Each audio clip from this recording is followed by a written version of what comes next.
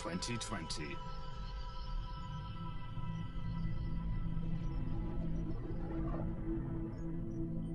Orbiting high above the Earth is a telescope, far more powerful than any before. It has just made a discovery that will change our lives forever. It has found an inhabited planet outside our solar system.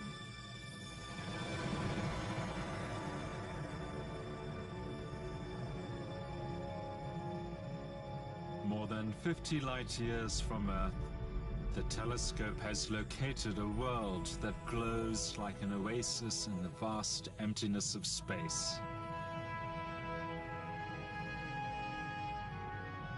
It's cloaked in oceans and continents.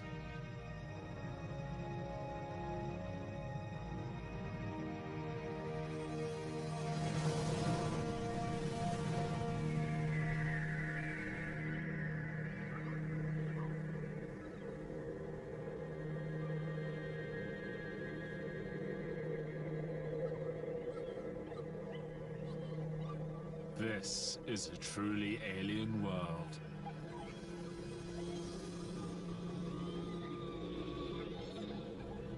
The air is so thick, humans could not survive here.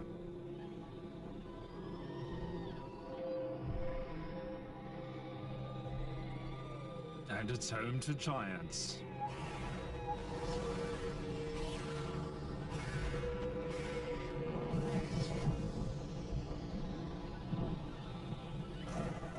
Terrifying predators dominate the skies.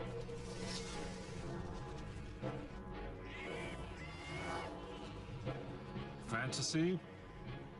Think again. Scientists believe we could find a world like this within 10 years.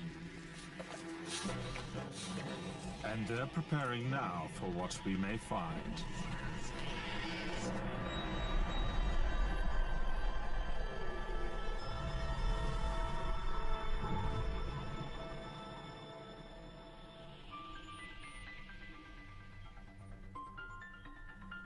Some of the world's leading scientists have come to this specially designed lab to continue their investigation into what extraterrestrial life might be like and where in the universe we are most likely to find it.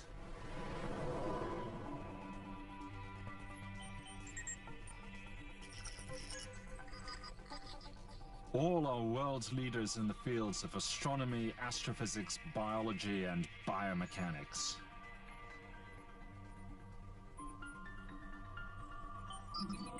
And all share one vision, that we are not alone. Many things about this environment are going to be strange by our standards.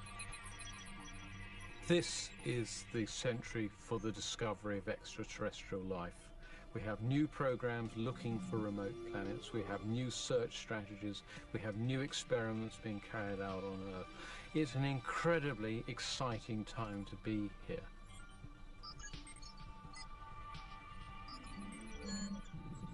In preparation for what we might find, the scientists gathered here have begun to investigate which worlds are most likely to sustain life.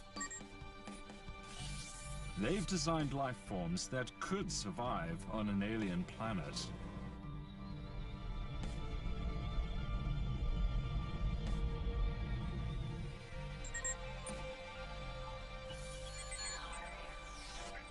But where are we most likely to find life? This is our galaxy, the Milky Way. Home to 100 billion stars and at least as many planets. Earth is in this cluster of stars over here. And it's in a nearby region of the galaxy called Cygnus that our experts believe we're most likely to find life first.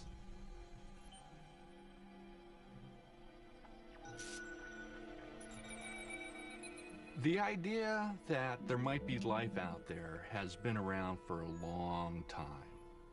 And what has changed is the realization that we have the technology now to answer the question.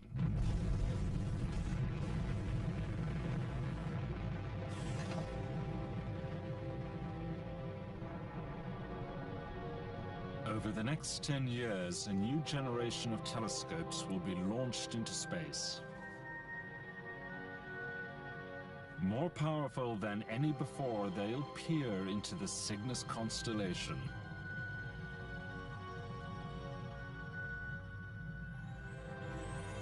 It's one of the densest areas of stars in our galaxy. If life is out there, our greatest chance of finding it will be here, simply because the number of stars is so great.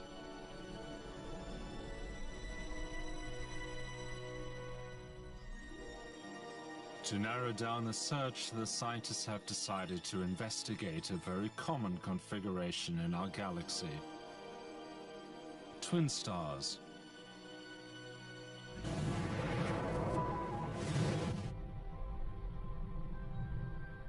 More than half of all stars are in fact twins.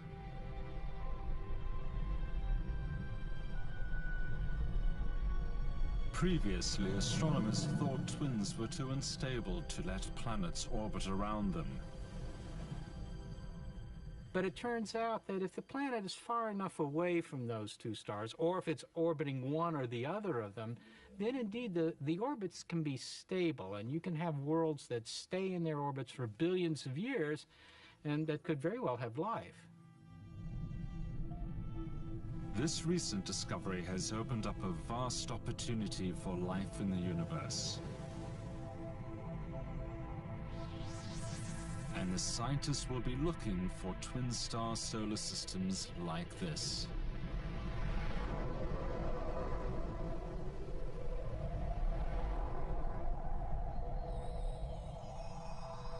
More than 50 light years from Earth, a star orbits with its twin. And orbiting around the two suns is a gas giant.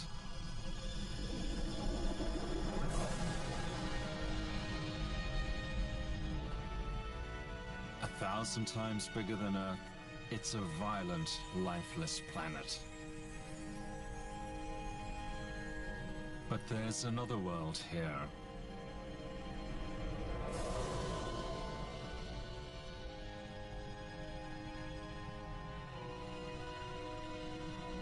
Orbiting around the gas giant is a moon.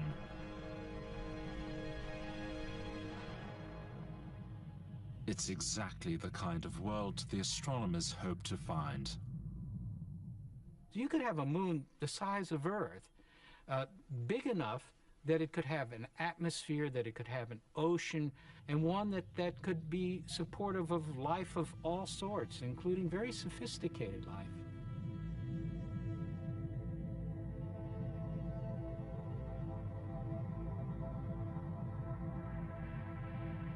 Could this be a place where life might exist? And if so, what would it look like?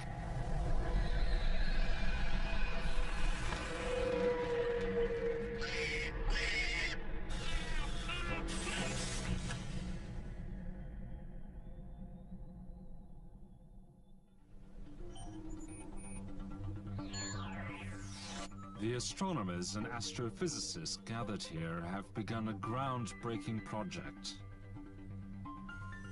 They're investigating every detail of what a habitable moon could be like.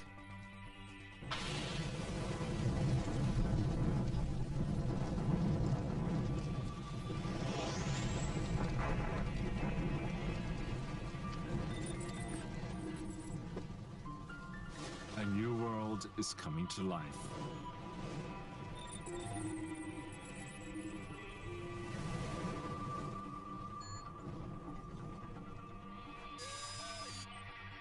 For life to survive, the moon will need a viable atmosphere and, most critically, water, the essential medium for all life.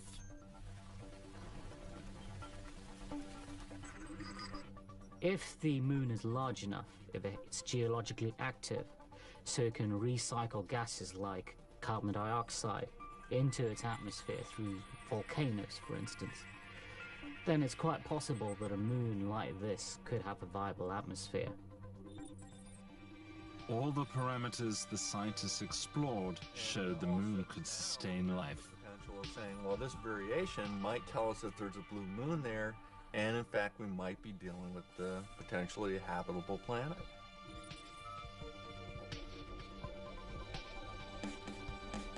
The scientists named it the Blue Moon.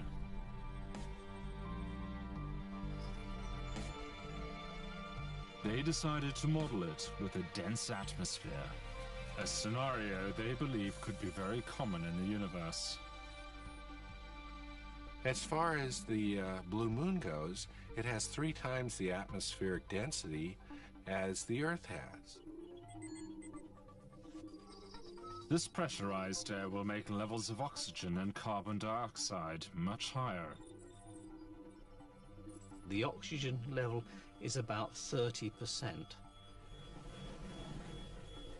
Oxygen feeds fires like nothing else. At these levels, it will push Blue Moon's atmosphere to the brink of spontaneous combustion. Fires here will be frequent. The Blue Moon will be a world on the edge.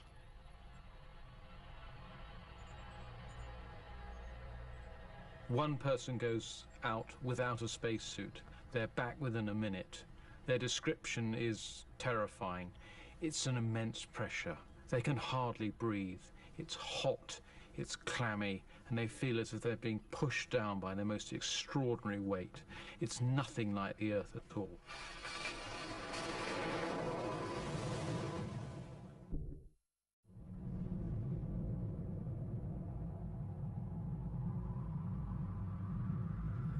You're about to visit a world scientists believe could exist in our galaxy.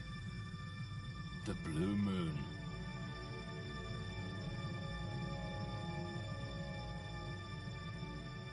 It's got blue seas, it's got clouds in the atmosphere.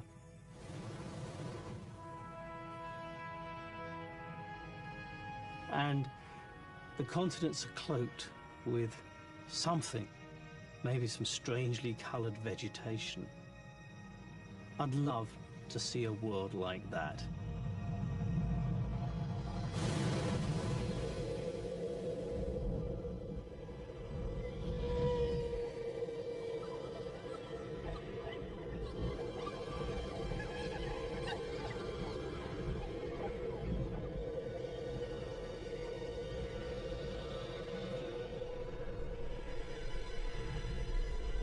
Sunrise on the Blue Moon.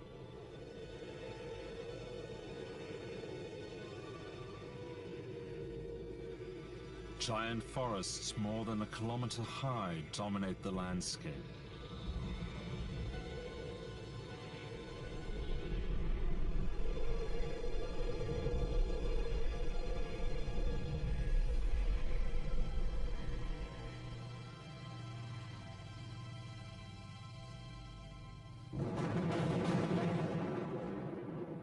This is a volatile world. Fires ignited by lightning and fueled by the high oxygen levels will be an extreme risk. Its dense atmosphere is like a gas ocean, and it will support some of the strangest aliens. Aliens that float, glide, and fly. The sorts of life forms on Blue Moon I think would be totally fascinating. When we look in the atmosphere, there's a sort of almost greenish haze. It's almost like a plankton. But beyond that, there are these immense shapes. Are they gliding? Are they flying? All we can tell is they must be very large animals indeed. It's far, far beyond anything we're familiar with. This is a genuinely alien world.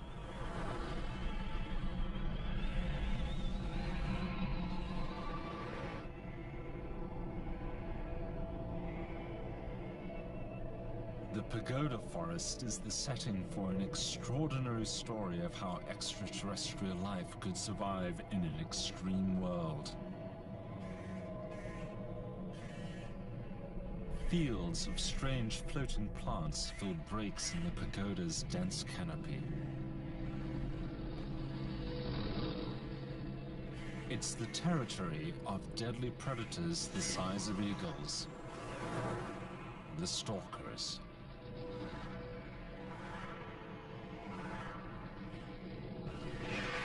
And they hunt giants.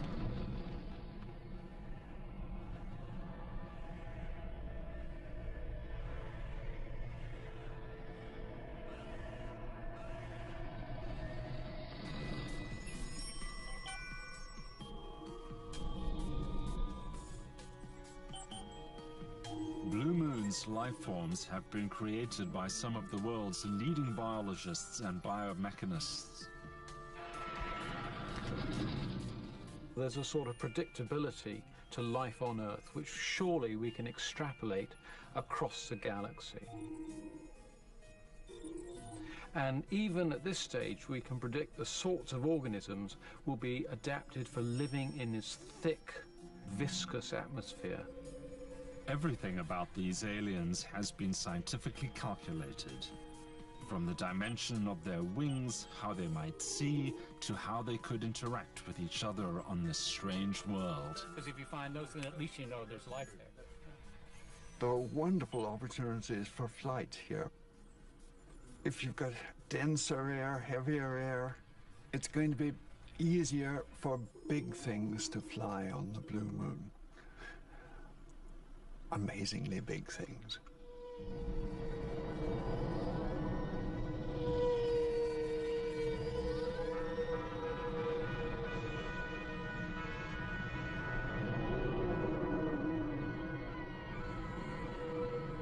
Soaring high above the pagoda forest are sky whales.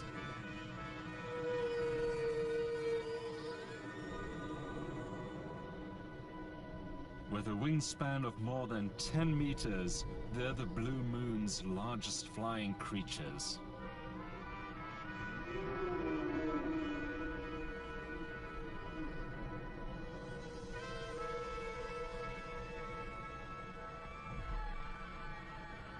They're feeding on clouds of floating plants buoyed up by the dense atmosphere.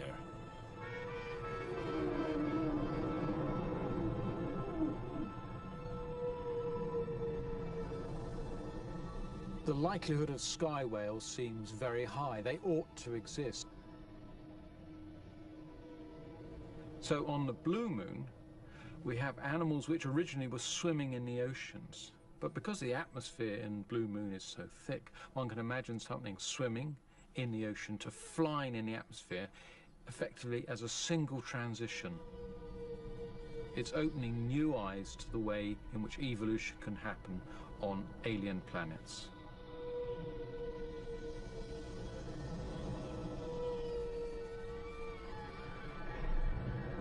Guided by their sonar, these gentle giants glide on the thermal updrafts.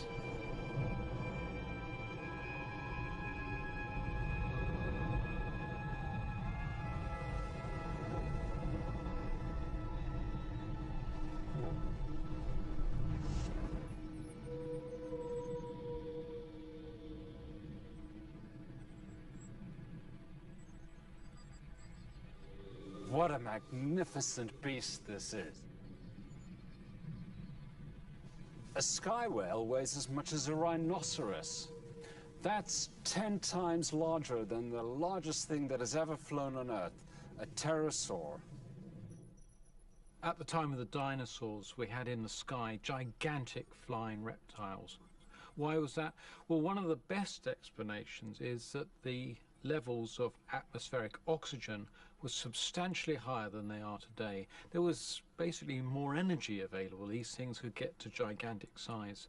And so when we go to other planets with similarly high levels of oxygen and also a much thicker atmosphere, not only will those animals be bigger than we're familiar with, but much bigger. Oxygen levels are so high that creatures here will have 50% more muscle power than on Earth. This enables giants like the sky whales to spend their entire lives on the wing. It will also supercharge their main predator, the stalkers, giving them phenomenal flying power as they hunt a pod of whales.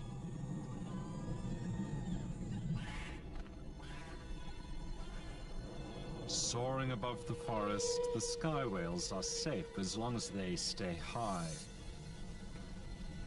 The winds are faster here, making escape easier.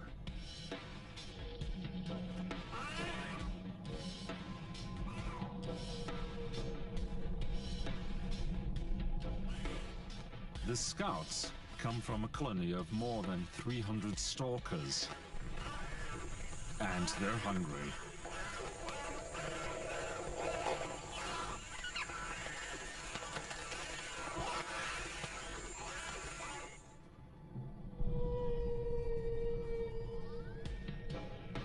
The scouts drop down beneath the pagoda canopy to avoid detection. They're waiting for one of the sky whales to drop its guard so they can single it out for attack.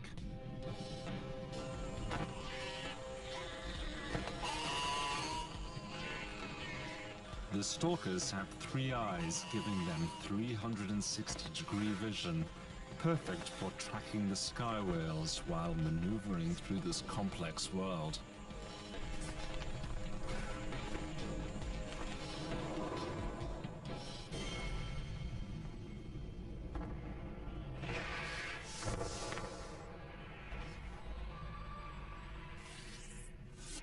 The Cape stalkers are faster, stronger, and more agile than anything on Earth. Scientists here have modeled their way of life on the social insects. One of the most successful social systems on Earth is one we find in bees and wasps, for example. You have a queen, but you also have workers and other members responsible for different tasks.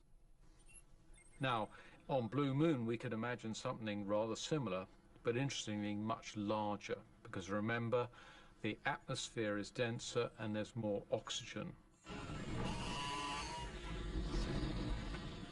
Animals like stalkers would be, in a sense, like giant hornets.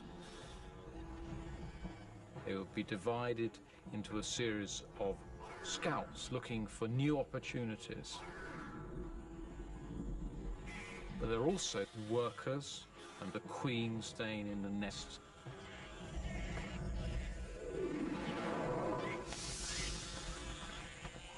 The workers are faster and stronger than the scouts. They're the stalker army, and they're waiting for the scouts' signal to attack.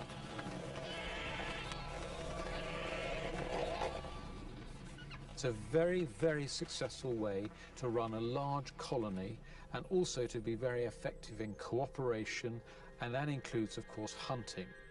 On the Earth, that same social organization is found not only in the insects, but extraordinarily even in the mammals. Now, if this has happened independently on Earth actually a number of times, then there's every reason to think it should occur elsewhere. The scouts are still doggedly tracking the whales. But they've adopted a risky strategy.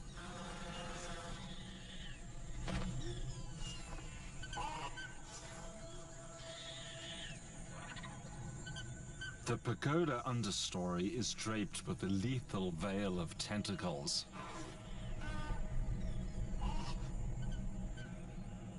It's the lair of ambush predators. The scouts must avoid touching anything down here.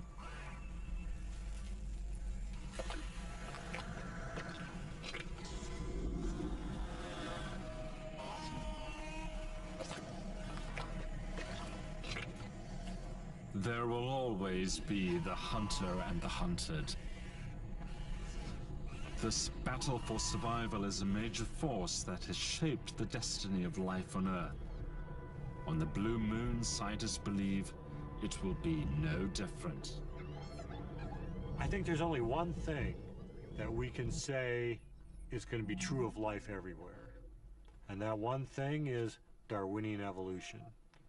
That is the insight that we have from Earth that I think is completely generalizable. Life everywhere will reproduce, mutate, followed by natural selection.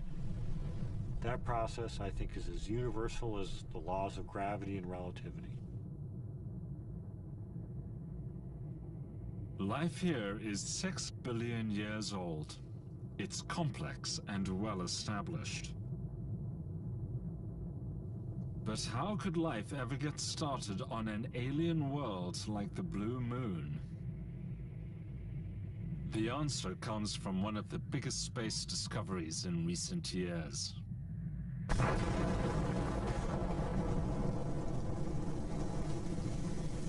It happens when stars die. The supernova explosion is so bright it outshines entire galaxies.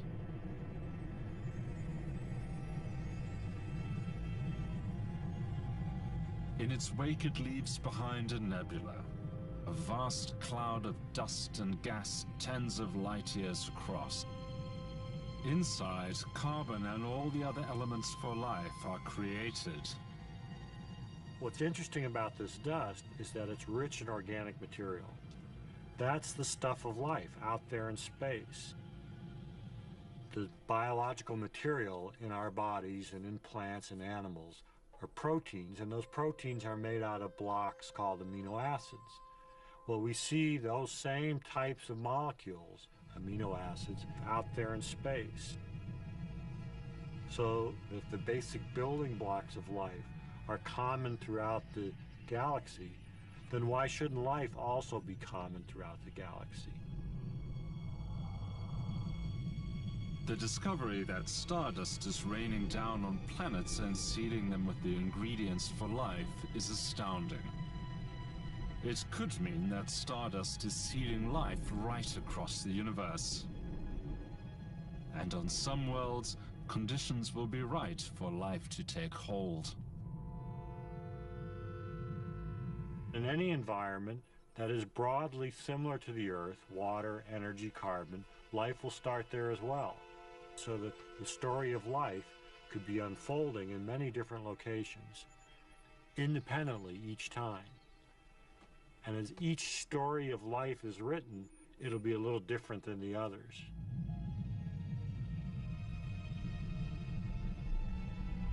We think of our own world as being the perfect planet for life. But is it?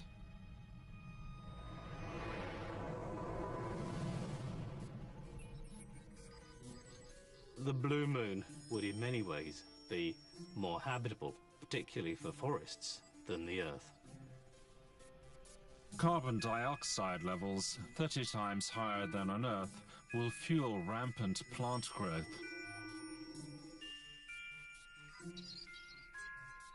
The combination of a dense atmosphere and high levels of the greenhouse gas CO2 will act like a blanket, keeping the moon very warm.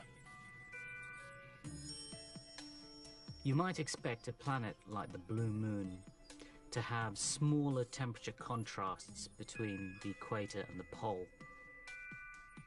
There will be no polar ice caps, and vegetation will carpet its entire landmass. On the Blue Moon, we have plants and we also have forests. And amongst the most astonishing are the pagoda trees. Now, these are immense, absolutely gigantic.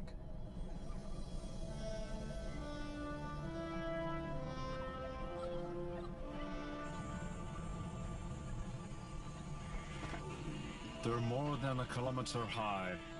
That's 8 times the height of the tallest trees on Earth.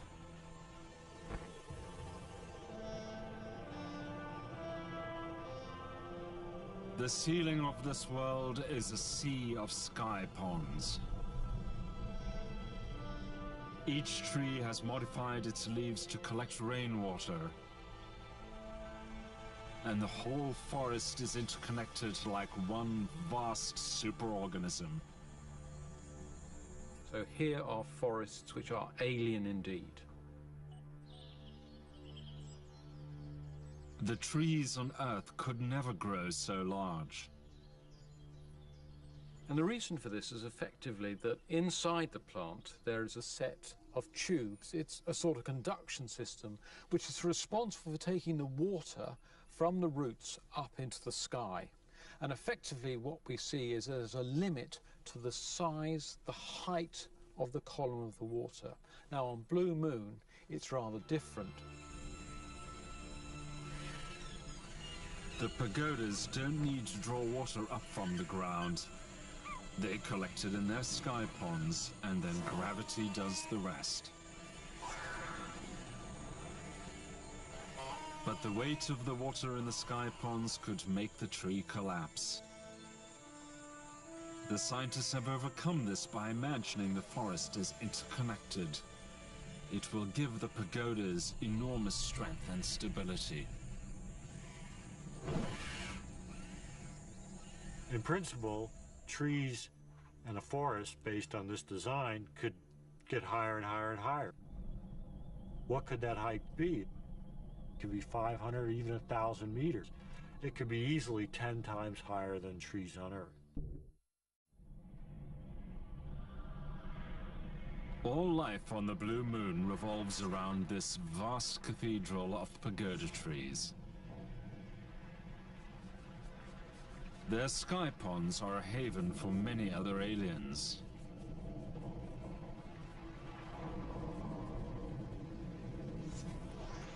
Strange creatures hover above them. Giant kites.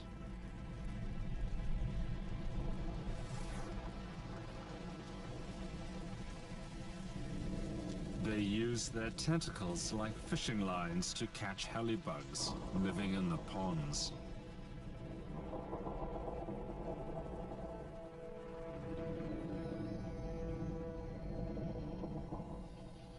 The Blue Moon's dense atmosphere is perfect for supporting large creatures. But how is it possible for the kite to hang motionless in the air? On the Blue Moon, we get more support by pushing on this heavy air than we would by pushing on the lighter air that we've got here on Earth. So this kite, which might need quite a strong wind to get it airborne on Earth, will be taken up into the air by considerably weaker wind on the Blue Moon. Biomechanists predict a creature with this design could grow up to 5 meters across and still stay airborne. It's relying on moving wind and an aerofoil effect to keep itself up in the air. So this is going to look in cross-section just like an airplane wing. And when there's enough wind around, air passes over top and bottom, creating a pressure difference which lifts the body up, but it's kept in place by a tether, very much like a kite string. And then behind it we have these tentacles that dangle into the water, just like a jellyfish tentacle, waiting to grab any larvae that it hits.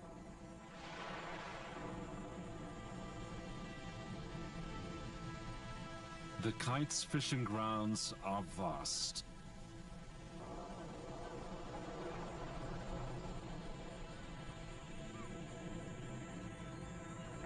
Beneath the pagoda's dense canopy, light from the twin suns rapidly dims. More than a kilometer below is a strange world. No natural light reaches here. In these abyssal depths, life depends on food falling down from above. Glowing scavengers hover in the air.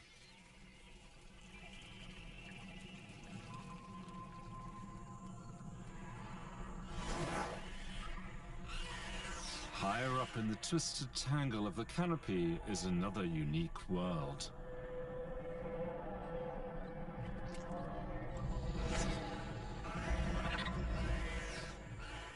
It's the lair of the death traps.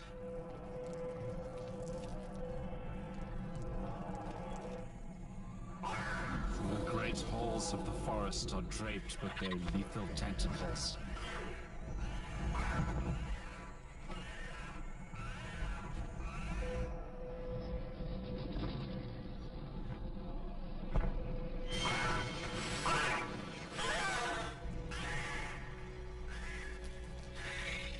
You never escape the embrace of the death trap.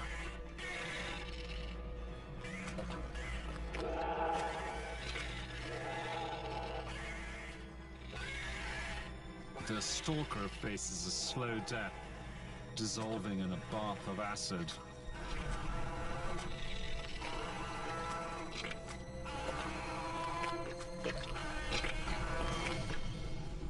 But the need to provide for the colony drives the surviving scouts on.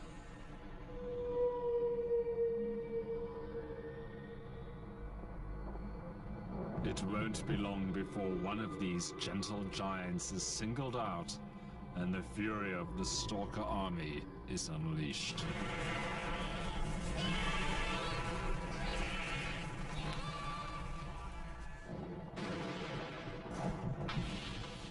The Blue Moon is a land of turmoil and change.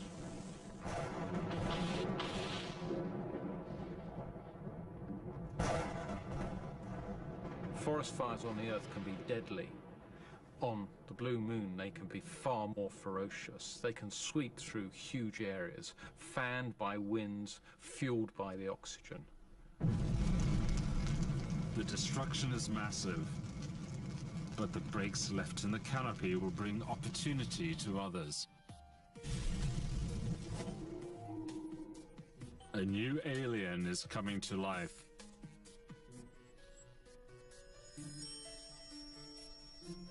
The balloon plants.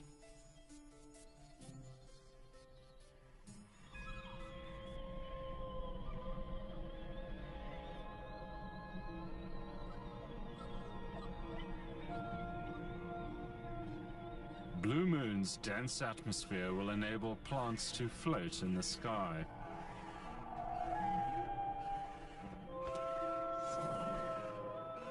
The field of balloons gently sway in the breeze, anchored to the canopy with long tethers.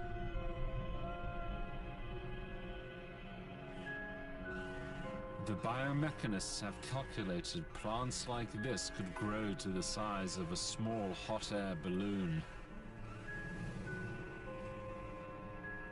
It's an extraordinary vision of what alien vegetation could be like.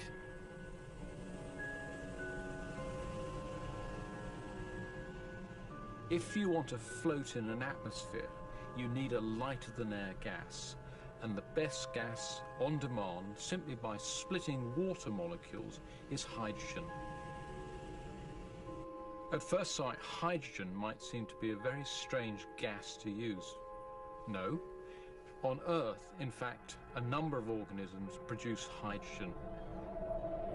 You might think, oh, that's very alien, nothing like that. Well, no, not really. If we go back to our own Earth, let's remind ourselves about the kelp forests. Because here we see these great strands of seaweed in a thick water, but supporting themselves with bladders full of gas. Is that so very different from the balloon plants of Blue Moon? I don't think so. Both are equally alien.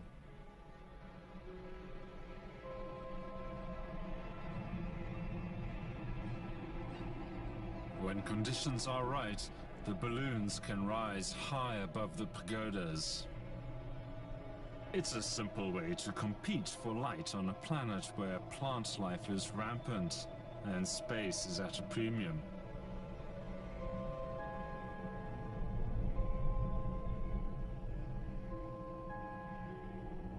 The balloon plants are opportunistic. What they do is when part of the underlying forest has been removed by a fire, for example, they very rapidly colonize it. They release parts of the plant which drift away. Here, these giant balloons will join clouds of tiny plants that spend their lives drifting in the sky, the algae. So high up in the atmosphere, there'll be innumerable tiny algae. It's really like the plankton of the Earth's ocean. And this, I think, will give an almost greenish haze to many parts of the sky as these things drift around in colossal numbers. So this atmosphere, in a sense, is an enormous larder. It's full of food.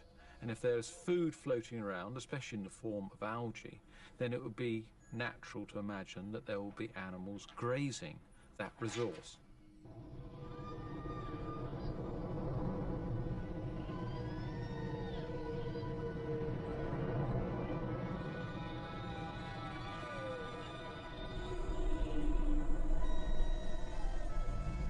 The floating plants concentrate in vast green clouds,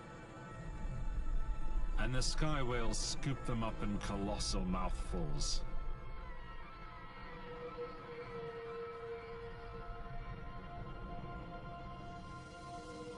The blue moon will take about 10 Earth days to orbit around its parent planet. There will be 5 days of light and 5 days of darkness.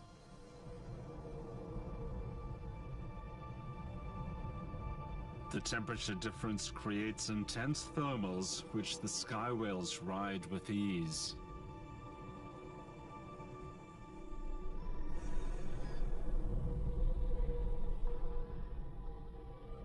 To be an effective filter feeder, you need to be quite large, because every time you open your mouth to start filtering, there's a huge drag. So what I see the sky whales doing is spiraling up these thermals and then come down with a large mass behind them because they're big, opening up their mouths and ramming a lot of aeroplankton through. If you're small, you do that, stop and fall out of the sky.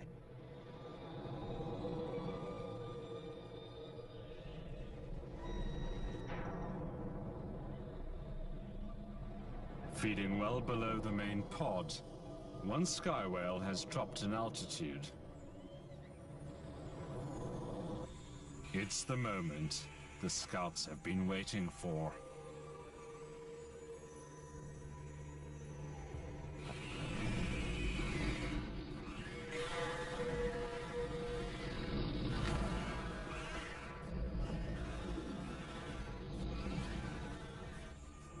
The lone sky whale continues to graze.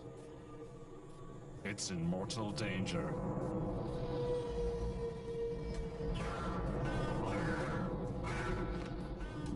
The scouts stealthily gain height.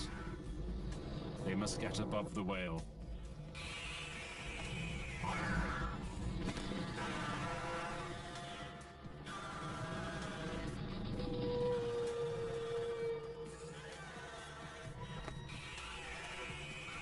Gathering speed, they pass low over the whale. And in one swift flyby, it's sprayed with a powerful scent. The whale is marked like a beacon. The stalker army will now be able to find the whale wherever it goes. Panic spreads through the whale pod. The marked whale's only chance is to climb as high as it can on the thermals and try to escape gliding downwind.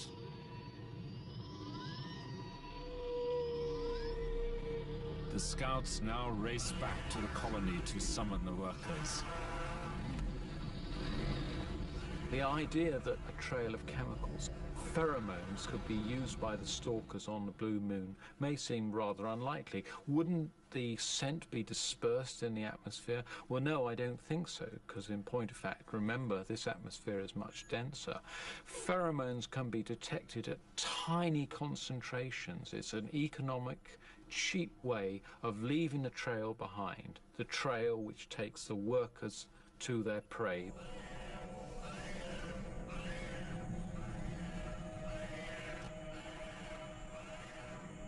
The Scouts' return sends a wave of excitement through the colony.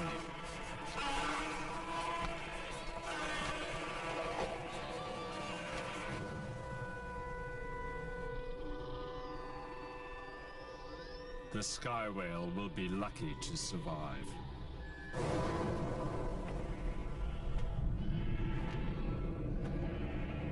One of the arguments about looking for extraterrestrial life is, will it also be intelligent? And many people feel no, intelligence is an evolutionary fluke. But everything else we know about evolution is, not only does it find similar solutions, but it finds them again and again and again.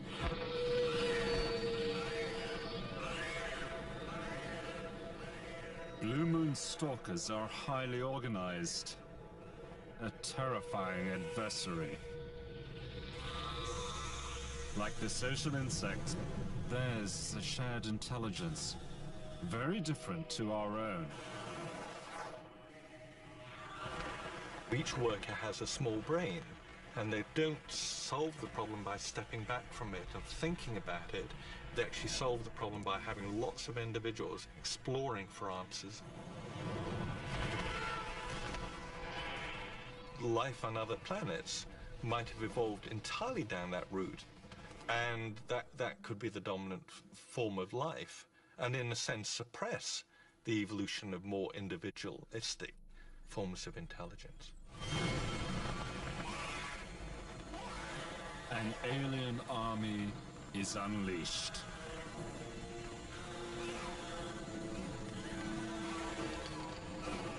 Hundreds of workers home in on the scent trail left by the Scouts. They move as one, a formidable swarm.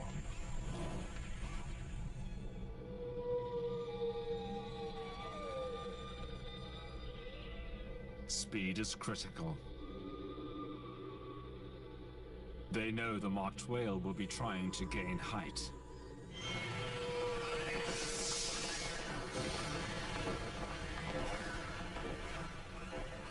The panicking whale is still dangerously low.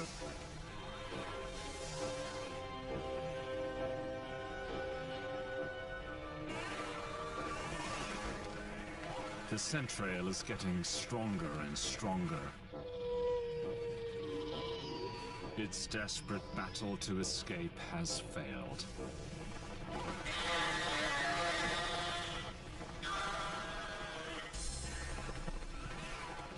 The attack is savage. The workers tear into its fragile honeycombed wings, puncturing its buoyancy cells.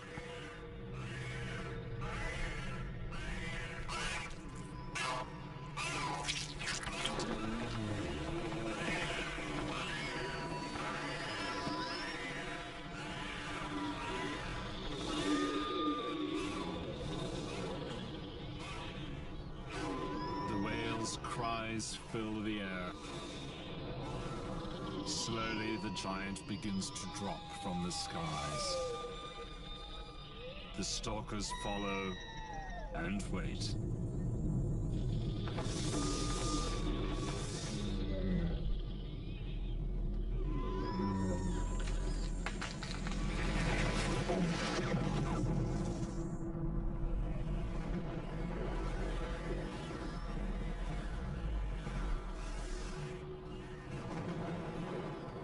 The defenseless whale is slowly ripped to pieces. Then its flesh is carried back to the roost to feed a new generation of hungry stalkers. The giant's struggles become weaker and weaker. It's all part of the great cycle of life in the Blue Moon's pagoda forest.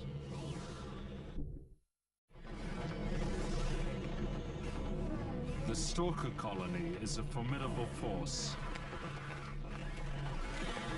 Everything they do is governed by their collective intelligence. But how far might this intelligence evolve? Could they one day match or even exceed our own on Earth? It's really tempting to think whether this might go further. After all, they're active hunters, they're communicating, they're working effectively in packs. Is it possible to imagine that one day they would go so far as to develop a technology to hunt those sky whales? I don't see why not.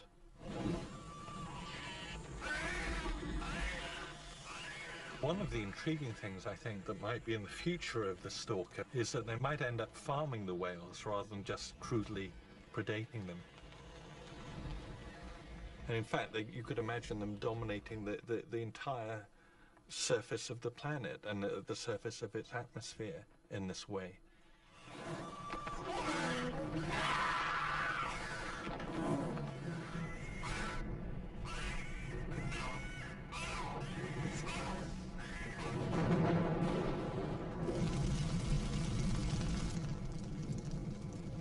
Lightning ignites the forest.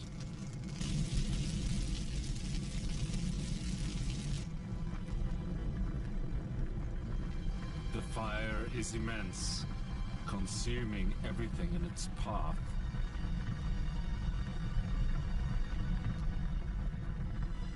The balloon plants filled with hydrogen explode like bombs, casting their seeds over the surface of the planet.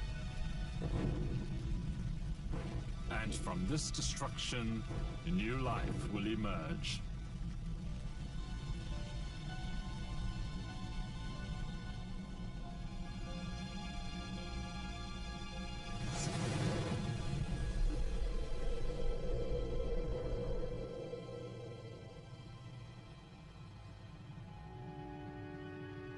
Life will continue to evolve on the Blue Moon as it has done for millions of years.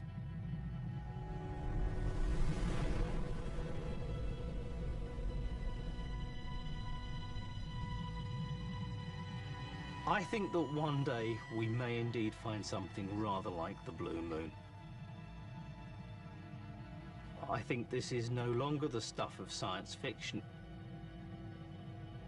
I hope that I'm around when something like this is discovered.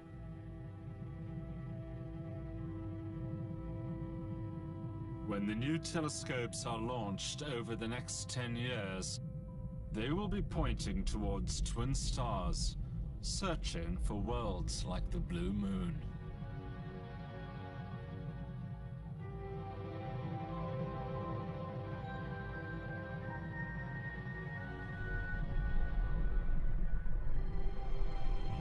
The landmark research done by the scientists here will help govern where we look for extraterrestrial life.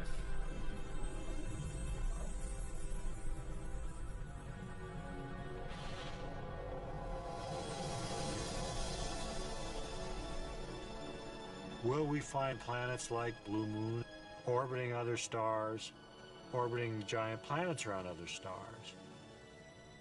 The answer is almost certainly yes. There are so many stars with so many potential planets that we have to imagine there must be planets like these there.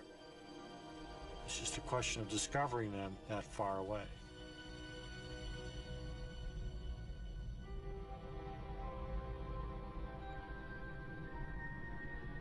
Life on many worlds may not progress beyond simple bacteria. Others could evolve complex life. And some could evolve intelligence beyond our wildest expectations.